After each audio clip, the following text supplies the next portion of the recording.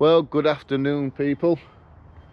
I'm doing a bit of hot tent camping tonight, but I'm at a location, but it just allows me to bring more stuff for hot tent camping than I'd normally use. For instance, a fishing bed, so I can sleep in my hot tent in comfort. So yeah, I am hot tent camping. You probably guessed that by the thumbnail picture anyway. But we are at a campsite what is closed now for the winter time, and I've got access all winter to do hot tent camping, so I don't have to worry about where I can find to camp and stuff. So best thing I can do is let's get on, let's get all stuff sorted, let's get that tent up and let's cook some gorgeous food, because I've got something different that I'm going to try tonight. But first of all, I do need to get all this stuff out, and thankfully the site has wheelbarrows. Oh yeah, and it's got some toilets, so I don't think it's a proper wild camping site, but you don't need that for when you're hot tent camping. You need easy access to everything, so I can use a wheelbarrow a lot easier than carrying stuff up and down.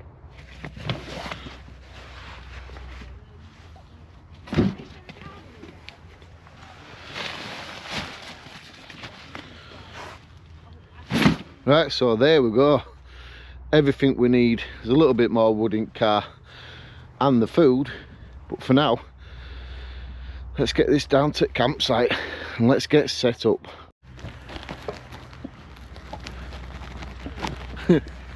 This is luxury. I can wheelbarrow stuff down without having to go backwards and forwards to the car.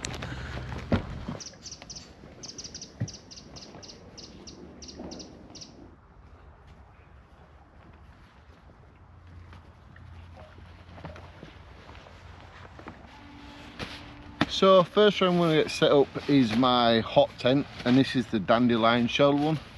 If you're following my channel, I've got my logo on the side of this. Now if you're one of the people that are subscribed to my channel over the video when I was very down to earth and honest about my past, thank you very, very much for coming to the channel. This will probably be the first video that you've seen of this.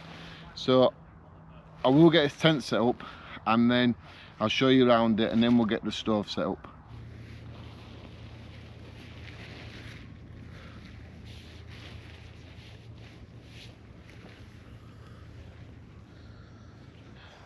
Right, so that's the shell of the tent put up. I just need to adjust this corner at the bottom here a little bit more. That's what it will look like, and that is home for the night. I just need to now go and put the stovepipe into there. I was gonna set up here, but then my stovepipe would have been in the trees. I really didn't want that, so I thought, you know what, I need to be a little bit more clear of that. So we're here, I've got all this clearance here, so it's going to be absolutely fine. I may need to do something here, just give this a little bit more tension at the top door, just give it a little bit more of a pull. So I need to just sort that, but tweaking it here, there and everywhere, then it'll be all right. Right, so I'm in the tent. I've set up my camping bed, fishing bed. I've gone and left the softer cushion part at home, but that doesn't really matter. It's not going to get that cold. I think we're getting down to about 5-6 degrees, so it's not exactly cold where I'm going to feel the cold come up underneath.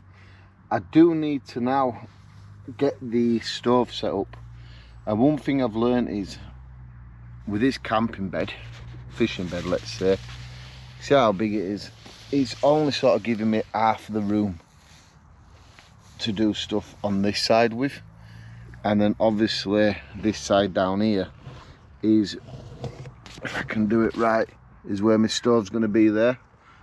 Stove jack hole here.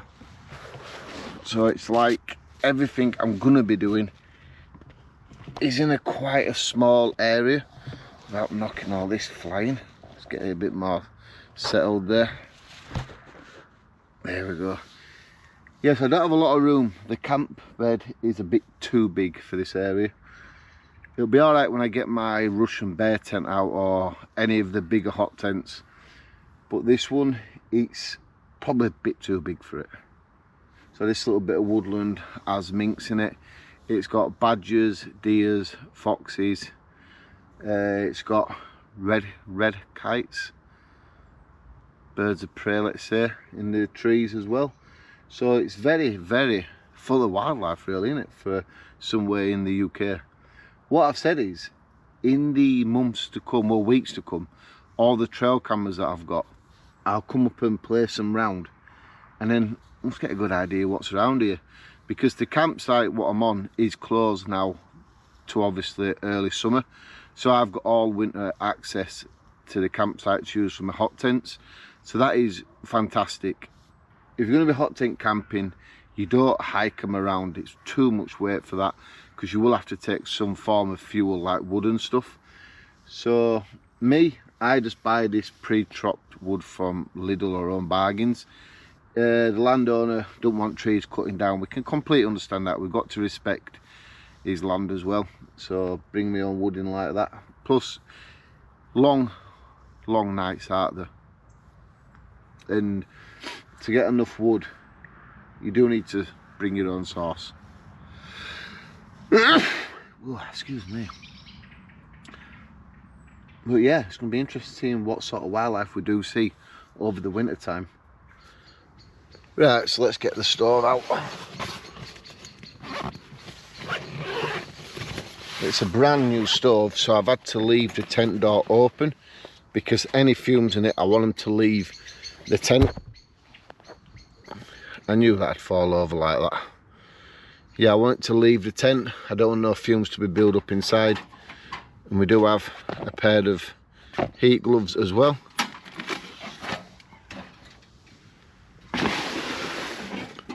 And this is the stove.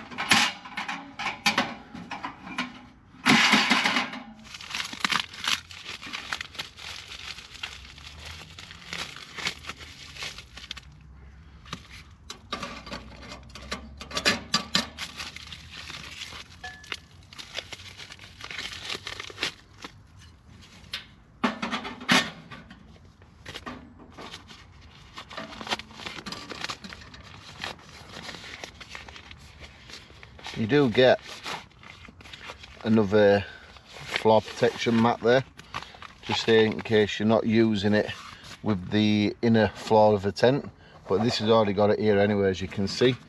So they do send you a spare one out. So I won't be using it, because like I say, well, I might do actually. I might put it at the back of the tent on the floor.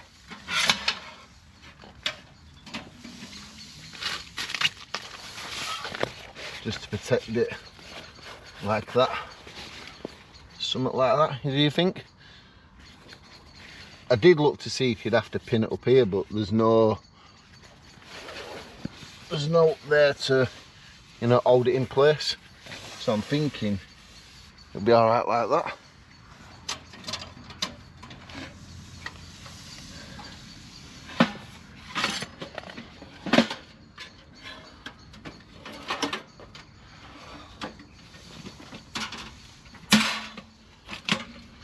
That's where the stove's going to be, in place there.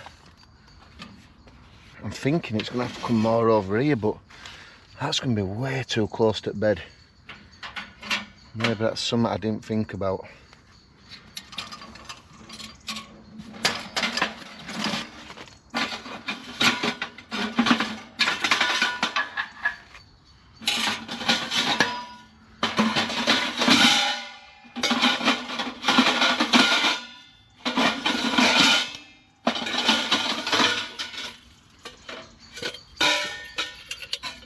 So this is the first stovepipe you're putting on. See how it's got its dampener in there? That's the one you need to put in place first. Probably this way, like so. And then your dampener is so far up here. It would have been better if the dampener would have been closer down, but that is a little bit... Is there anything what I could use in there? Just to clamp it round there. There don't seem to be anything for that, does there? It should be all right. But then again, I'm moving the stove further back. Let's see about attaching it all into place.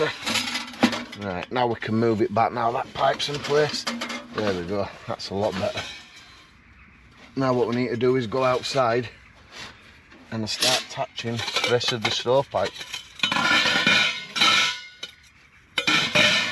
And your main one on top has a spark arrestor like that, so it stops sparks coming out of here to land on your tent.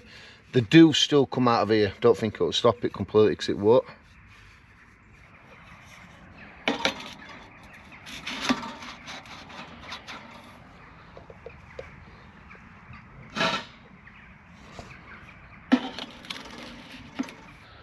So there we go, the stovepipe's in place with the main one on top. Now we can get inside, warm the tent up and make a nice warm drink.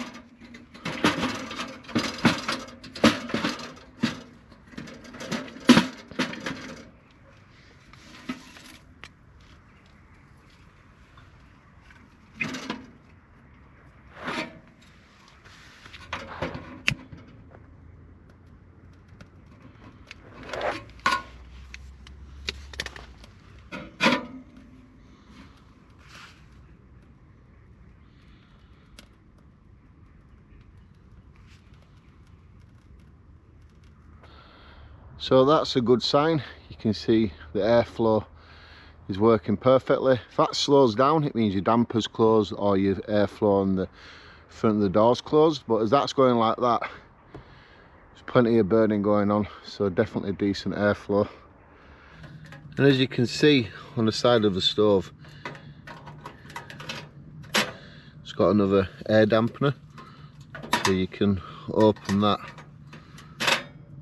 or close it. If you want the wood to burn longer, you just close that one, you close your front door one, and then what you do, you just close your dampener down there. But you can see the stovepipe is starting to glow, so there's a lot of heat getting built up in there now, what is fantastic. And you can slowly start airing the stove, creaking away. There seems to be a little bit of movement here in the metal. I don't like the hole. Let me know what you think about that. This hole here, I think they should just have that as one unit, because last thing you'd want to do, especially if you're around kids or something, is have that open like that. So it is better to have that closed. I get it if you put a big pan on there or something and get directly heat from the fire, but you're going to get enough heat here to do that anyway. But let's open the airflow. Is there one on the other side? Yeah, there's one there as well. See it here? And you've got 3 windows, so whichever way the stove is, once it gets going, you turn your lights out, you get a lot of reflective heat from the fire as well. I'm just unsure about that all there on the top of it. I really am.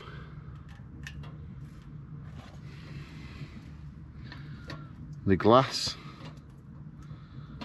yeah, the glass is loose as well, isn't it? I'm not 100% sure about that. Let me know what you think in comments. But for now, everything seems to be great. Look how it's glowing red. And all the rest of the pipe should do that. You don't want it too much, but it's doing what it needs to do. And right now, because we're getting a lot of heat, I do want to stick my dinner on early. You know, as I was saying earlier, I like the tent. I like the shape of it. It's like a cabin. I think they call it the cabin tent. I know Dandelion Shell are making a longer one, and plus they've got a really nice dome tent. Well, I won't mind having a look at that. It's a fantastic dome tent. But yeah, I think it's all right as a hot tent, don't get me wrong.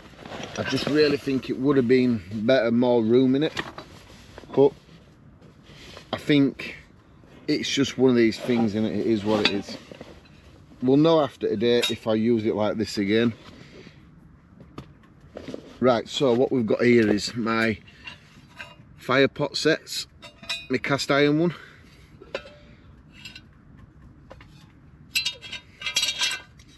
And what I'm going to do is put this on top of the stove, and then we have a Spanish style chicken casserole for tea, and then we had some chicken casserole mixture in the cupboard, so I will be adding that.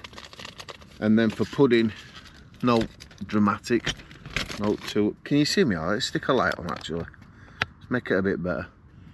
Yeah, that's a bit better. And then for pudding, we're going to be having mango chunks, just something to eat fruit night.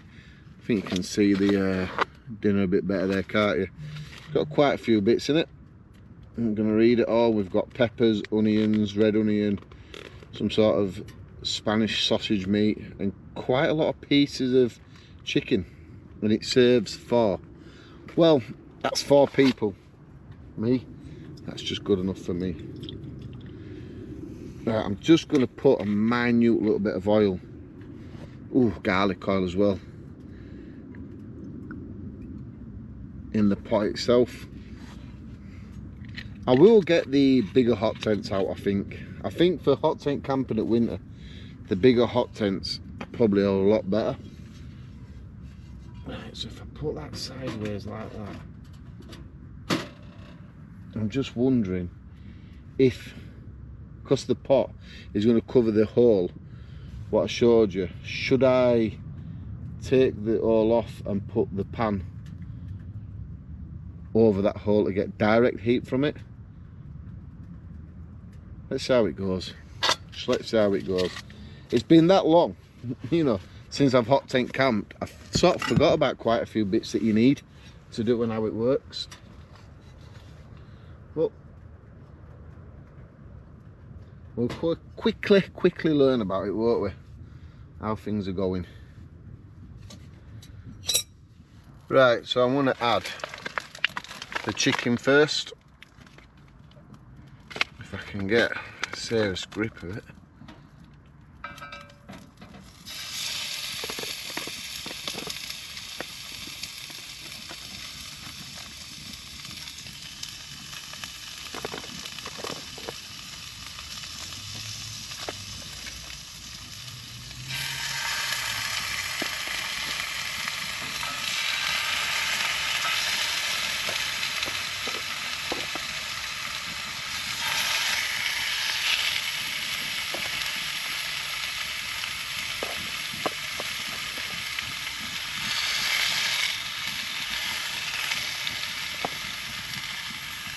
I just want to take that one out because there's a gorgeous piece of the chicken breast here, and I won't mind having that.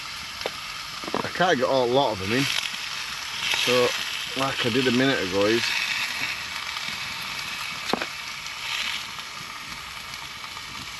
I'm just going to remove some of the like drumsticks and put some of the chicken breast in.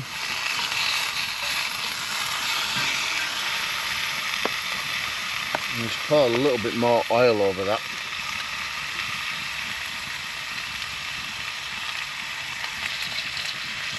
There we go.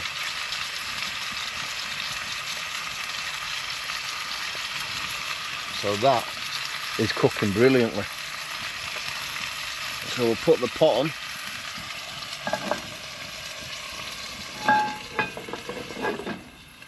And we'll just leave that to do its magic. And then shortly, it says 45 minutes, but what we'll do, we'll leave it a little bit and then we'll add the sauce. I think I need to add 45 mil, 450 mil of water to that. And if you're doing that tent, make sure you get yourself an alarm in case any nasty fumes build up. This will go off. So I will put that, let's say, over this side here, a bit higher up, because the door is open. I can see all the bit of smoke going out of that way. Not much, I'm not saying I'm, you know, gassing myself out, because I'm definitely not doing that, but you know, you need to be careful. If all goes wrong and you're by yourself, it's disaster. At least if something's going wrong and there's 2 or 3 of you, it's a little bit more better for you. Better chance of survival, let's say. But yeah, you have to be careful.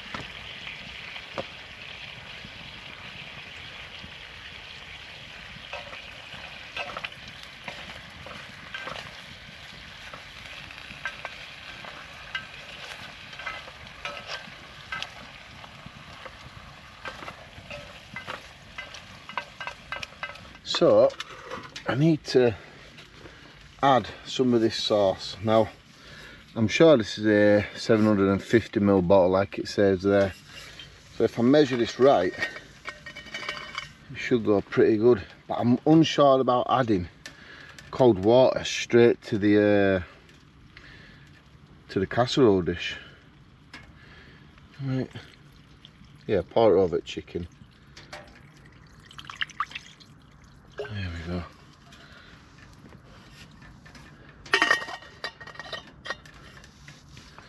And get the casserole dish mixture.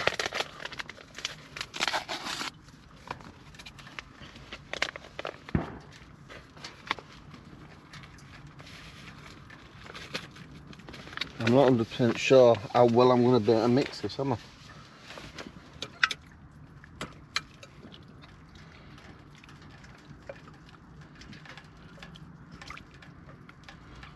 There we go. That don't look too bad, does it? And what we'll do now is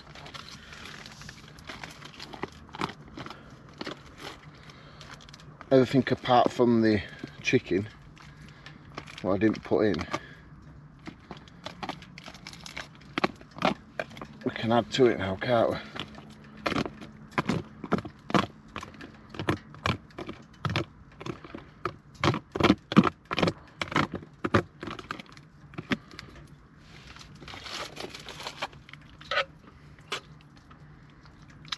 And there we go. Now we're going to leave that just to simmer away. I won't put no more wood in the stove right yet.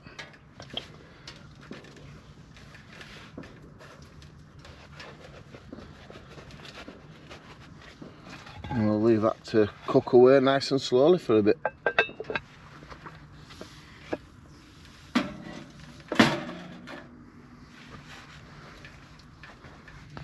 What I'm going to do is I'm going to pull the wood to this side of the stove and away from the back, like that, so the heat is directly to the pot, and then the heat's coming up to the pot here, not all going to the back and straight up, so we'll make good use of that heat.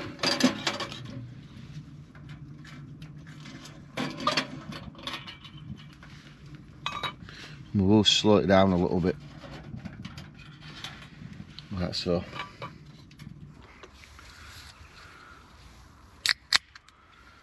So last time on one of the videos when I used this tent, I talked about, you know, having a drink on camera, and quite a lot of people were like, yeah, it's alright, Dan. I'm quite, how would I say, nervous about it, because with doing YouTube you want to show the best impression you can, and I think if I just sat here and got absolutely blathered, I just think it ruins the video. So I've only got 8. I'm only joking. I've got 3 cans left over. I found them in one of my bags when I was packing for this video. So I thought I can just say cheers to everybody who watched the video with me explaining my past, because somebody would try to bombard people's comments. So it was best that I came forward and just explained it all. I don't need to go through it all again, because if you want to see it, it's a couple of videos down. It's just me saying I think it's best coming from me. And like I say, I've had a lot of new followers, a hell of a lot of new followers, to be fair. I don't think I'll get to the 100,000 before Christmas. We'll get close, but I don't think I'll pass that milestone before Christmas. Maybe January-ish. But you know what? It's like a bus, you know, when you're standing outside a bus stop and you can see the bus in the distance on a straight road. It's like that. We're reaching it very slowly, and we will get there, I know we will. But yeah, so I've lost track of what I was saying. Oh, so that is just to say cheers to everybody. Thank you for being part of this channel. So for the new people as well, is you won't have known about my plans, what I'm going to be getting up to, and that is going to be hiking quite a lot of the Wainwright walks. Now, excuse me for itching my ear. Wow, it's not bonfire night, it's the weekend after that now, but people still letting them off. This is a lot of the Wainwright walks. I think it's all of them actually, and there's a couple of them that I've already done. Like it says the Coniston of Old Man. Well, people call it the Old Man of Coniston, and it is actually, if I can see it, 803 meters high, 2,635 feet. So what you can do is, I believe you might need a coin for this, you can just scratch it off like I am doing now to say I've done that one.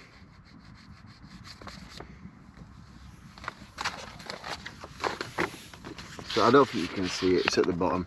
So that's one I've done. Now I've done about 4 or 5 of them, but I'd need the lads who I did camp with to tell me which ones they were, because I'm useless, honestly. I know I'm on Coniston because I think I nearly died when I got to the top of that one. That was really hard, but that is one of the highest ones as well.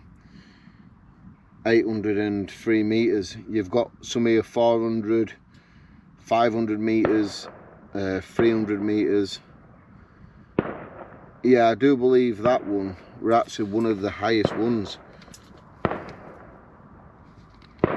if I can see. So that was red. Yeah, I don't know how you could tell. Are the red the highest ones? The greens, oh, there's some more here. Red Peak, that one is 826 meters high. I wish I knew more about this sort of stuff, but to get stuff into my mind and to get it sat in there to talk about it, it'd be amazing, to be truthful with you. I know my plans, I just don't know, you know, exactly how I'm going to be doing them. But yeah, I do believe that does actually seem to be one of the highest ones. So I've literally done one of the highest ones already. So that is pretty good. If I survived 803 meters, I think some that are 300 Oh, actually there's some at 950 metres here. Yeah, but anyway, like I was saying, the ones at 700, 600, 500, I should survive them. But yeah, that's all I'm going to do for a couple of hours once tea's done. I'm just going to sit here and get some knowledge of which ones are near each other, because there is some way you can do so many close to each other. There's like the blue ones here, they're quite close to each other, so that means, you know, you can hike up there. Like the summit green ones here, Scouts Fell I think it's called. All these ones here are quite close, so some of them you could do 2 or 3 a day maybe. So that is something what I will be interested in. Is there any of them really what are over 1,000 metres high? I don't know. Look, I could sit here and try to scan every one of them, but it'll make no difference, will it? At all. Best one I've seen is 900 and something.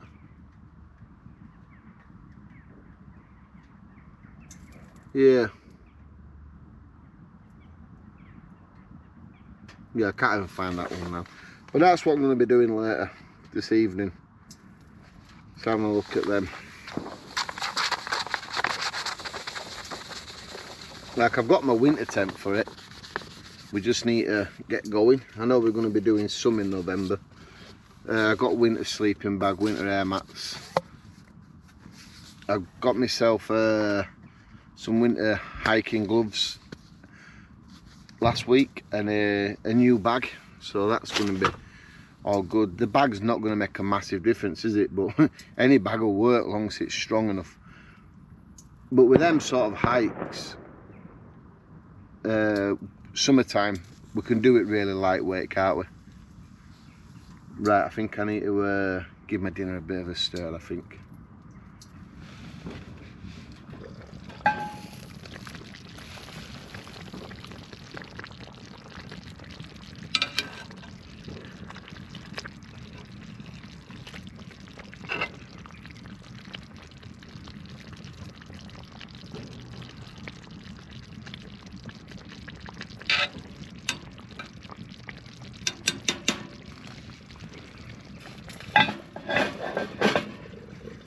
Right, so finally the fireworks have stopped. I've just been laying here with my little digital radio, listening to music,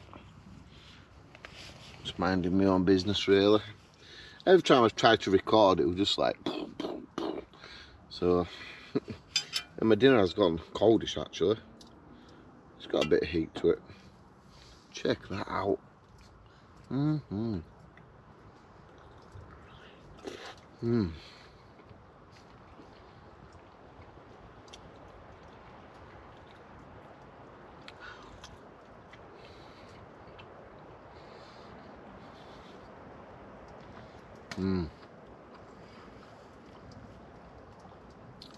That is really nice, full of flavour.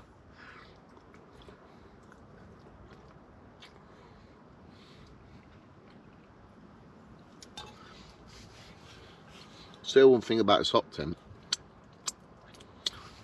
it does well at keeping all the heat in. I've had a couple of hot tents, Pomoli ones I think they are, or Pomoli, however you pronounce it. The stove at 70.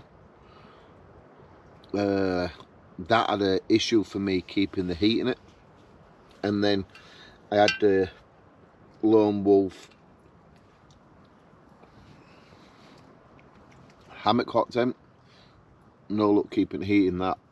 It's when you got to the top of it here where hammock daisy chains are coming through. It let all the heat out there, because we all know heat rises and it builds up and then it starts coming down. And that were useless at keeping heat in. The one Tigerless hot tent, iron wall, that were alright. But the room you had to move in that was very little. This one, the cabin one from Dandelion shell, it's alright, it's not bad. Like I said earlier, they've made one what's slightly longer, but they've got a beautiful dome one, really nice dome one. any Christmases coming up.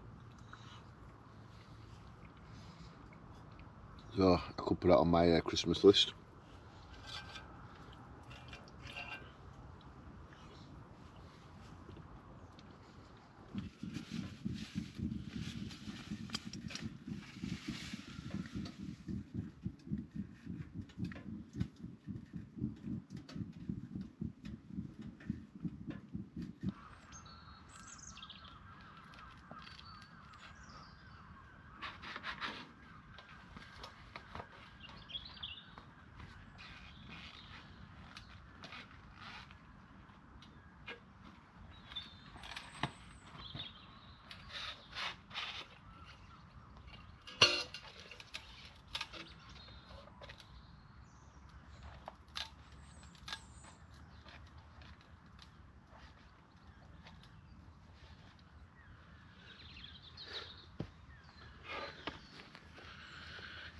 You know, that is the only problem with using the pre-cut wood in the bags from Home Bargains. You get a lot of the sap inside. Yeah, I don't know what happened there. The GoPro turned itself off. But yeah, you can see it all, can't you? So now you have to try to break it free, what is impossible really. So what I'm going to have to do is take it home like this and get a blowtorch and just go around where the pipes connect. I don't want to... Ow, brain on my kneecap like that too much. Yeah, it's pretty solid that. Yeah, I don't want to be denting the pipe at all.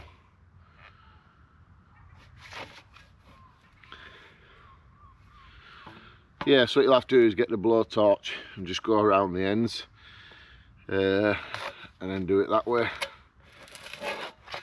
and try and wipe it off the best you can. Yeah, that is the problem using that pre-cut wood.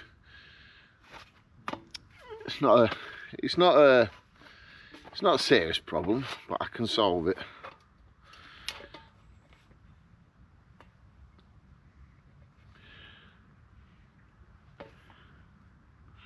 Yeah. Well, anyway, good morning. I've just been plodding around a little bit. It's a little bit of woodland, taking in little spots where I can use the bigger hot tents. Just waking up really. Got a slight bit of rain there, but that's not too much. I'm wearing these gloves because the stovepipe isn't hot. It's colder. So, you know, gloves keep your hands warm, don't they? Right, I'll show you something else very soon. For now, I'm going to slowly start packing more stuff away.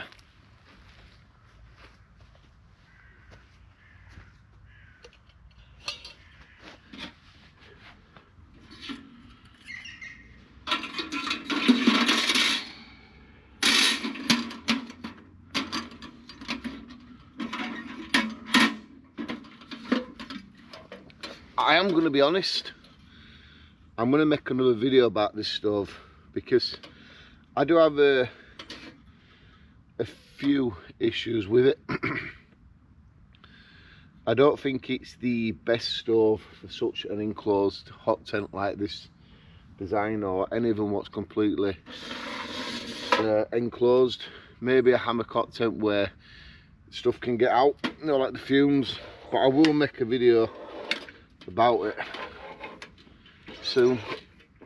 I've just seen some parts about it where I think, I put it this way, I were unsure if to leave it in the tent when it come to bedtime.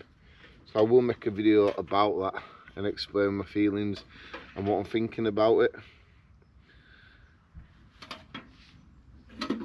So that's me almost packed up. I've just got to take the tent down, but it'll take literally 2 or 3 minutes. I will put a link in the description to the Dandelion shell website. I'll share a direct link to the tent. I'm not going to share a link to the stove because there's a few issues I think the company need to look at this with the stove.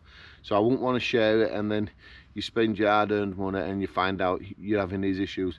Basically, the side glass, the big side front where the mirror window is, state that again. The side of the stove where the glass is, the framework has warped, and then the pot slot on top, it moved through the night, you know, with the fire when there were no on it. So I think they need to address the pot thing on top of that and redesign it. And the door warped as well, so I don't want to be sharing links to anything like that when there's obviously issues with the item. But like I say, the tent is absolutely perfect. Now I'm going to end this video now, quickly pack up because the rain is kicking in. I've got a busy day, so I do want to get off home. It's 10 o'clock. So thanks for watching. If you want to see more, you can subscribe by pressing this here, please. I'll share another video up there for you, and next time we'll get a bigger hot tent out where we've got more room to move around in through the night. But thanks for watching.